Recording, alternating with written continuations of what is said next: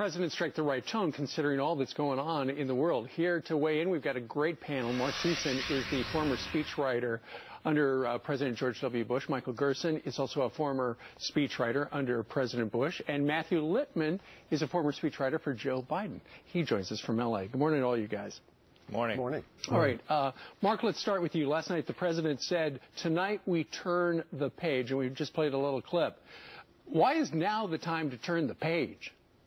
Well, it's a really interesting choice of a theme for your sixth State of the Union address. It kind of works as a first State of the Union address when you're turning the page on the previous administration.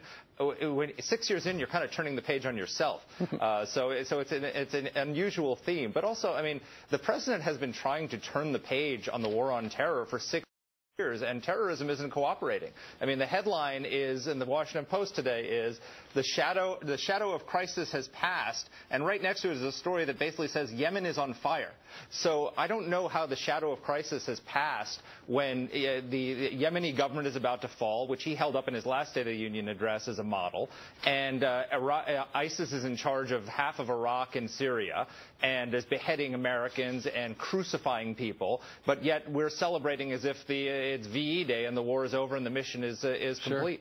Yeah, you make a good point. Michael, he did at one point talk about he had, under his tutelage, a smart kind of leadership.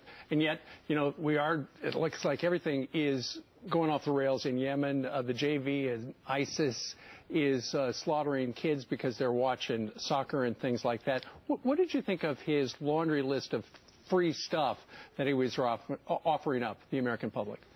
Well, the domestic part of the speech was pretty Clintonian, kind of middle-sized programs to please the middle class. And the cumulative effect of that was probably pretty effective.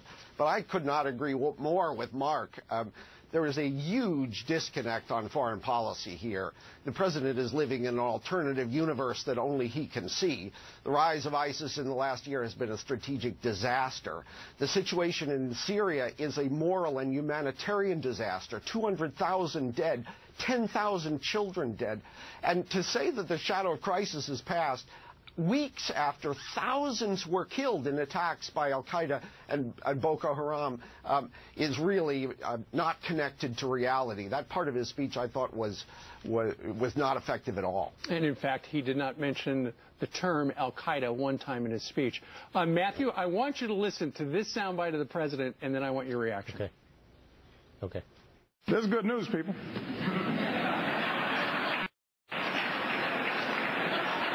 I have no more campaigns to run. My only agenda,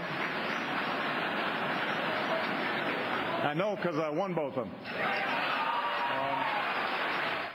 All right, Matthew, what did you think about that jab right there? The Republicans clapped, oh, he's not going to run another campaign, and then he turns around and essentially said, look, I beat you twice. And I think what's interesting about it is the fact that he seems to be unleashed a little bit since the Republicans took over the Senate and won the House again in the last election. Cuba policy, the environment, and now the way the economy is going. If I were the two gentlemen that I'm on with, I'd be saying, wow, unemployment is down to about 5.5% from almost 10%. It's taken a long time to get out from the mess of one of the worst presidencies of all time. Now the economy is starting to do really well. I'd come on and be pretty happy about that. I mean, we're all Americans. Economy, the unemployment rate is getting much better. Gas prices down. Obama's poll numbers going up. I'd be pretty positive about that if I were the president. I'd be pretty positive about that as an American citizen, regardless of who the president is. Yeah. Mark, what do you make of that? The president did show a lot of chutzpah, if you think about it, when he was taking credit for the shale revolution that's happening on private and state lands and not any federal lands or waters as well. Yeah, we're thank goodness we're turning the page on the Obama presidency, which is the worst presidency we've ever had.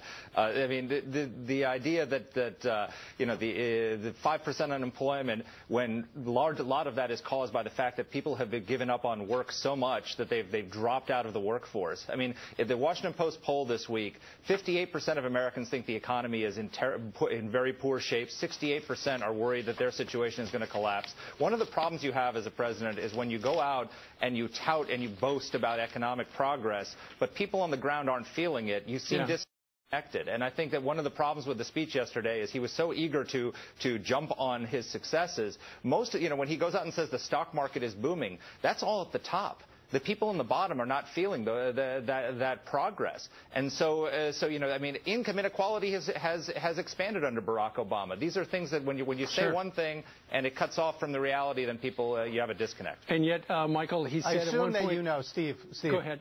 Steve, give me 1 second here. Sure. I assume that you know that Obama's poll numbers have been going up lately, and the unemployment rate is going down. I can't figure out why. I mean, George Bush, when he was in the last 2 years of his presidency, his popularity rating was about 34, 35%. I can't understand why you wouldn't come on and say, wow, we are actually making some progress. You're right, Mark. It did take a long time to get out from under the Bush years. Yes, it has taken a long time. I think Americans absolutely see that that's happening, and Obama's kind of riding high right now. Well, I think the price of gas has a lot to do with the economy and the turnaround right now. Mark and Michael and Matthew, we thank you all for joining us with your opinions. Great to have you today. Thank you. Thank you.